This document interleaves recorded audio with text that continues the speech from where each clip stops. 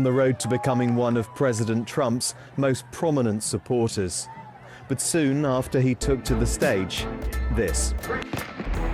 Oh my God. Go, run. A single shot and Charlie Kirk slumps to the floor, blood pouring from his neck.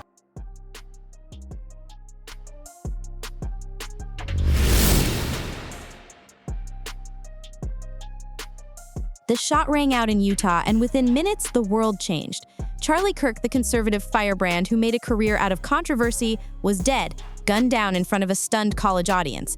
News alerts screamed across phones, networks scrambled for live coverage, and hashtags exploded in every corner of social media. Celebrities moved fast. Chris Pratt posted a polished tribute, short and solemn. Dave Portnoy raged online, his words dripping with anger and disbelief. Piers Morgan stormed onto feeds with his trademark thunder, calling the shooting an attack on democracy. Even Meghan McCain, known for her fiery opinions, paused to post a heartfelt message of grief. But while their words ricocheted across timelines, one name was trending without typing a single letter: Meghan Markle. She hasn't said a word. No Instagram statement, no subtle post, no carefully drafted note through a spokesperson. Just silence. And yet her silence is being analyzed more intensely than the condolences of the stars who did speak. Fans are already whispering. Gossip blogs are speculating.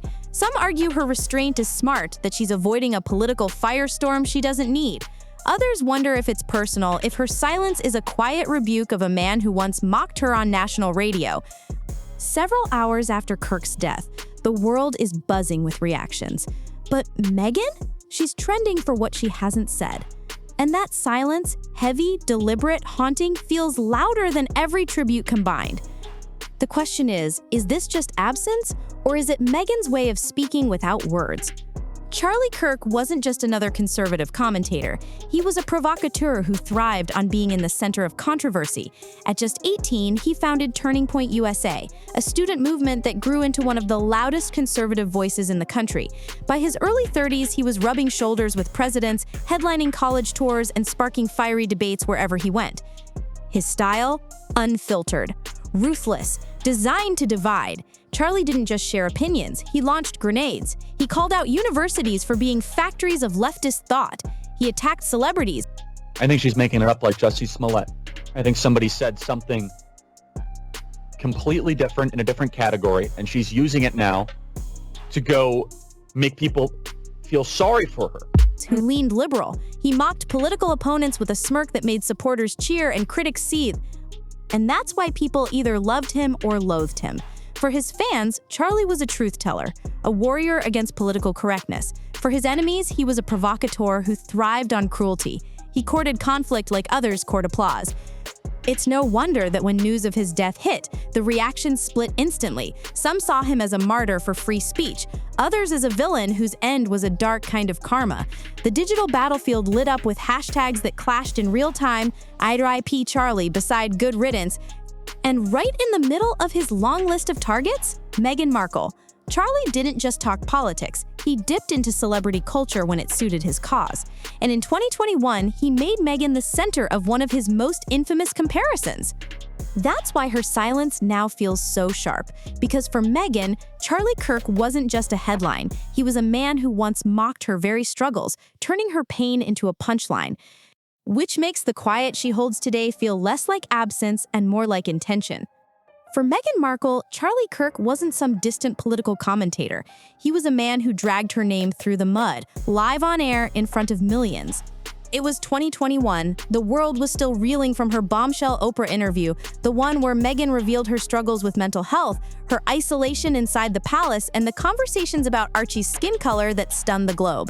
Supporters praised her courage, critics rolled their eyes, and then came Charlie Kirk. On his show, he dismissed Meghan's revelations outright. He compared her to Jussie Smollett, the actor exposed for staging a hate crime hoax. To Charlie, Meghan's claims of depression and racism were exaggerated at best, fabricated at worst. His words were sharp, mocking, and designed to sting. "She's pulling a Smollett," he said, waving off her pain as I think she's making it up like Jussie Smollett. I think somebody said something completely different in a different category, and she...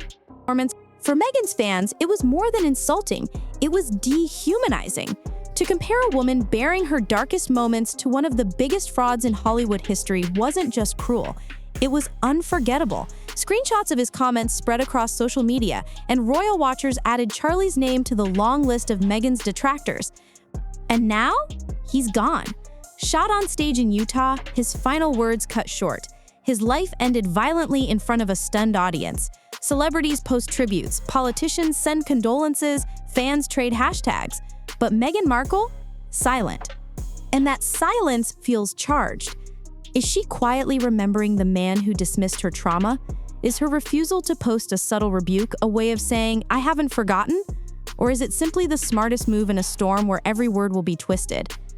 Whatever the truth, fans are already connecting the dots. Charlie Kirk mocked Meghan's pain. In death, Meghan's silence might be her answer, a response without words that's louder than any tribute could ever be.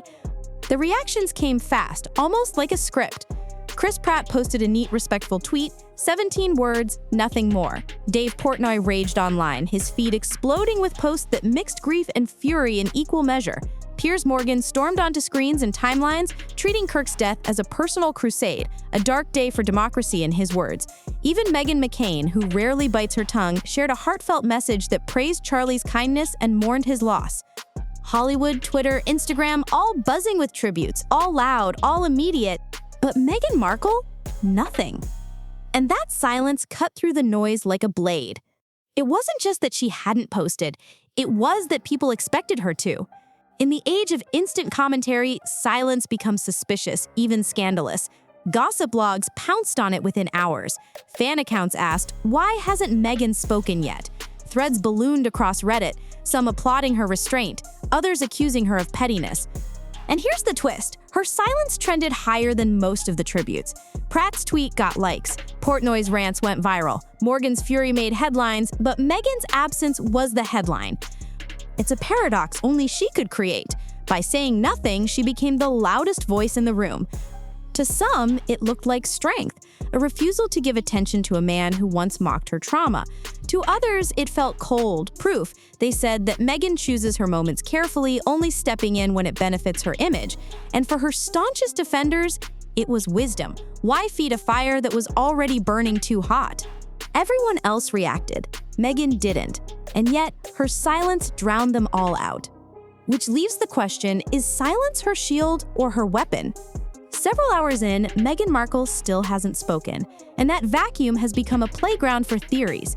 Gossip thrives where certainty fails, and right now, Meghan's silence is being pulled apart like a puzzle, and there are 4 theories that might just be at play here. 1. The poetic justice theory. Some fans see her silence as symbolic. Why should Meghan honor a man who mocked her pain? Charlie Kirk compared her raw confessions to Jussie Smollett's staged hoax, belittling her struggles with depression and racism. In this theory, silence isn't indifference, it's justice. By refusing to post a single word, Meghan reclaims the narrative. He once dismissed her trauma, now she dismisses his memory. 2. The strategic distance theory. Others say it's simple strategy. Meghan knows that whatever she posts will be twisted, dissected, and weaponized. If she says nothing, she avoids giving critics ammo. With the royals still looming in the background and Harry's reputation intertwined with hers, any comment could spark another tabloid firestorm. So instead, she stays quiet, playing the long game. 3. The calculated anticipation theory. Then there's the more conspiratorial take. Meghan is waiting. She's letting the noise rage on, watching the tributes flood in, watching the cruelty online spread. And when the chaos dies down, she'll post something precise, polished, and unforgettable. The idea? By speaking last, she'll dominate the narrative completely. 4. The detached indifference theory. Finally, there's the bluntest view. She just doesn't care. To Meghan, Charlie Kirk was never a friend, never an ally, only a critic who dismissed her. Why should she weigh in at all? Silence here isn't symbolic or strategic, it's simply indifference. And here's the catch. Any one of these could be true. Maybe all of them at once. Maybe none. That's the beauty of silence in the gossip world. It's a blank canvas for everyone else to paint on. So which is it? Revenge, strategy, anticipation, or indifference? Only Meghan knows, and that's what keeps the internet refreshing their feeds. On social media, fans are already divided. Some argue Meghan doesn't owe anyone a comment, especially not about a man who once mocked her pain. To them, silence is the sharpest clapback she could give. Others are less forgiving, saying her refusal to join the chorus of condolences feels cold, even calculated. The debate has spilled across timelines, with Meghan trending higher for what she hasn't said than for anything she's done. And here's the irony. Charlie Kirk built his brand on being loud, bold, unapologetic. Meghan Markle might just be shaping this moment by doing the opposite. By staying silent, she's made herself the center of the gossip storm, louder than every celebrity tribute combined. It's not what she said, it's what she hasn't. And that's what's keeping the world refreshing their feeds. Charlie Kirk lived loud. He built a career on being unapologetic, on throwing verbal punches, on making headlines with every sharp remark. And Meghan Markle? She was one of those headlines. When he compared her to Jussie Smollett, he didn't just critique her, he dismissed her struggles, mocked her pain, and reduced her to a punchline. Now he's gone, silenced in the most shocking way possible. And Meghan? She hasn't spoken. Her silence is already the story. It's being read as justice, as strategy, as wisdom, as indifference. Fans are debating it, royal watchers are dissecting it, Hollywood insiders are whispering about it. And yet Meghan herself remains quiet, no tribute, no condolences, no acknowledgement, at least as at the time of making this video none has been recorded. And maybe that's the point. Maybe silence is her statement. Because in the end, Charlie Kirk will be remembered for what he said, words that sometimes divided, words that sometimes inflamed, and maybe even words that sometimes cut too deep. Meghan Markle, on the other hand, may be remembered in this moment for what she didn't say. By withholding words, she's created the loudest echo of all. So here's the question no one can escape. If Meghan finally breaks her silence, if she decides to speak at all, what will she say? And perhaps the bigger question, when she does, will it be out of compassion or out of calculation? One thing is certain, Meghan's silence is completely deafening. If she eventually comes out to say something about his passing, we'll be sure to cover it. But in the meantime, this is Hollywood Daily Report. Subscribe and stay tuned.